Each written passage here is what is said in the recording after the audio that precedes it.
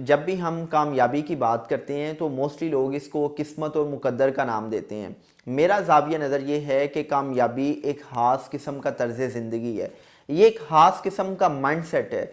आज हम अपने वीवर्स के साथ उन 7 अलामात, उन 7 साइंस के बारे में बात करेंगे जिनकी मदद से कोई भी इंसान सेल्फ एवेल्यूएशन की मदद से ये अंदाज़ा लगा सकता है कि क्या वो कामयाबी के रास्ते की तरफ गामजन है या वो नाकामी की तरफ जा रहा है।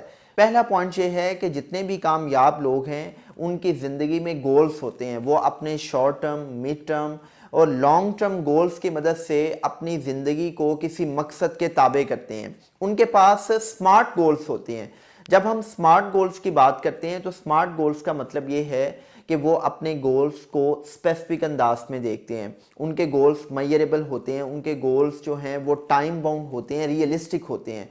जब हम स्मार्ट गोल्स की बात करते हैं तो इसकी बड़ी सादा सी मिसाल ये है कि अगर मैं आपसे पूछूं कि जी आप ज़िंदगी में क्या करना चाहते हैं और आप ये कहें कि मैं कामयाब इंसान बनना चाहता हूं, तो अब ये आपका स्मार्ट गोल नहीं है, आप अपने गोल के बारे में अनक्लियर हैं। लेकिन अगर आप ये कहें कि मैं आइंदा 5 सालों में डॉक्टर बनना चाहता हूं, तो ये आपका गोल स्मार्ट गोल है, क्योंकि इसमें आपने 5 साल के वक्त का तयन करके उसको टाइम बाउंड भी कर दिया। फिर डॉक्टर बनना एक रियलिस्टिक अप्रोच है, बहुत सी दुनिया जो है वो डॉक्टर्स बनती है। इसी तरह आप अपने गोल के बारे में क्लैरिटी रखते हैं कि हाँ यार, मैंने मेडिकल साइंसेस की मदद से मेडिकल के शोबे को ज्वाइन करना है। तो जिस इंसान की ज़िंदगी गोल्स ओरिएंटेड होगी वो इंसान कामयाबी के रास्ते की तरफ गामजन होगा।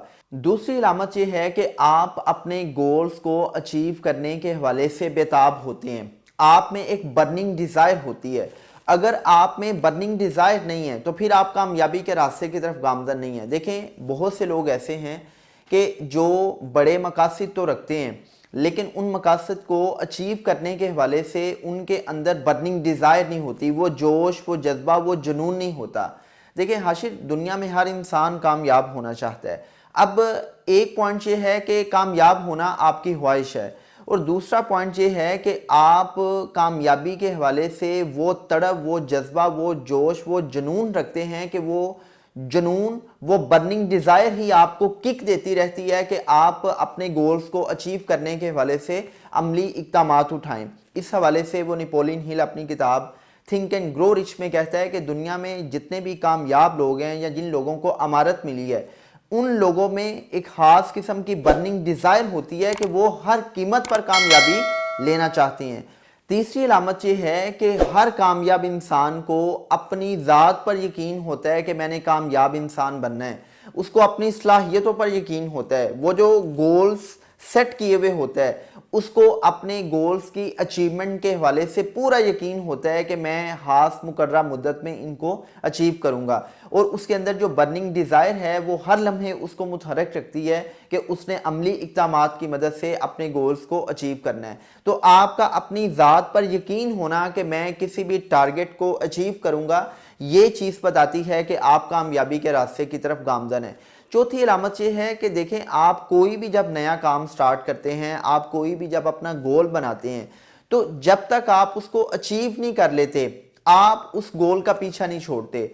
बहुत से लोग जो नाकाम ज़िंदगी गुजारते हैं उनका बहुत बड़ा मसला ये होता है कि वो जब भी कोई नया काम स्टार्ट करते हैं वक्ती तौर पर उनके अंदर वो जोश जज्बा होता है, लेकिन कुछ ही दिनों बाद वो दोबारा से अपनी पहली वाली रूटीन में आ जाते हैं कि जिस रूटीन में वो अपने वक्त का ज़िया करते हैं और जो काम उन्होंने स्टार्ट किया हुआ होता है उसको वो अधूरा छोड़ देते हैं। इसके बरक्स अगर आप कोई काम स्टार्ट करते हैं और आप उसको मुकम्मल किए बगैर नहीं छोड़ते तो इसका मतलब क्या है कि आप कामयाबी के रास्ते की तरफ गामजन हैं। अगली अलामत ये है कि आप अपना ज़्यादा वक्त उन लोगों के साथ गुजारते हैं जो लोग आपसे ज़्यादा कामयाब होते हैं। जब आपका ज़्यादा वक्त कामयाब लोगों के साथ गुजरता है तो ना सिर्फ आप उनसे कुछ ना कुछ नया सीखते हैं बल्कि उनकी ज़िंदगी से आपको इंस्पिरेशन मिलती है, आपको मोटिवेशन मिलती है। इस पे एक बड़ी शानदार कोटेशन है कि if you are the smartest person in the room then you are in the wrong room. इसका मतलब ये है कि आप जब भी लोगों से मिलते हैं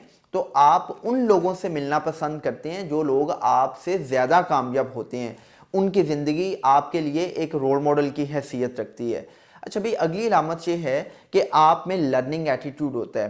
आप कुछ ना कुछ सीखना चाहते हैं, आपके अंदर प्रोग्रेसिव एटीट्यूड होता है, आप ज़िंदगी में आगे बढ़ना चाहते हैं। कैरल डेक के मुताबिक आपका जो माइंडसेट है वो ग्रोथ माइंडसेट होता है। आप हर इंसान से सीखना चाहते हैं, आप हर उस ज़राए से सीखना चाहते हैं कि जिससे आप अपने इंटेलेक्ट को डेवलप कर सकें। So progressive and learning attitude जो है ये बताता है कि आप कामयाबी के रास्ते की तरफ गामजन हैं। और आखिरी अलामत ये है कि जितने भी लोग कामयाब होना चाहते हैं उनके अंदर आजिज़ी होती है, उनके अंदर तकब्बुर नहीं होता। आप देखें कि इस पे वो रेयान हॉलिडे की बड़ी शानदार किताब है ईगो इज़ द एनिमी। उस किताब में उसने इस फलसफे को बड़े शानदार तरीके से बताया है कि किस तरह वो लोग हमेशा ज़िंदगी में नाकाम रहते हैं जिनके अंदर तकब्बुर होता है। आप देखेंगे कि जिन लोगों के अंदर गुरूर होगा, तकब्बुर होगा, जो लोग बहुत प्राउडी होंगे, वो ज़िंदगी में कभी भी ग्रो नहीं करेंगे। और जिन लोगों में आजिज़ी होगी, जिन लोगों में इनकसारी होगी, जो लोग बग़ैर स्टेटस को, शान शौकत को, ओहदे को, रुतबे को देखे बग़ैर हर किसी को इक्वल रिस्पेक्ट देंगे, वो लोग ज़िंदगी में आगे बढ़ेंगे। सो अगर आप ये देखना चाहते हैं कि आप कामयाबी के रास्ते की तरफ गामजन हैं या नाकामी के रास्ते की तरफ गामजन हैं, तो आप इन 7 अलामात की मदद से सेल्फ एवेल्यूएशन कर सकते हैं। तो पहली अलामत क्या है कि आपके पास गोल्स होने चाहिए और वो गोल्स स्मार्ट गोल्स हों। दूसरी अलामत ये है कि आप कामयाबी के हवाले से बर्निंग डिज़ायर रखते हो।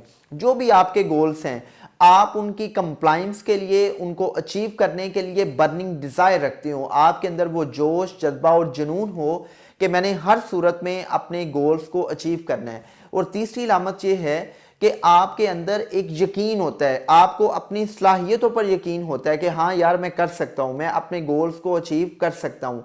ये जो यकीन है, यकीन की ताकत आपको कामयाबी से हमकनार करती है।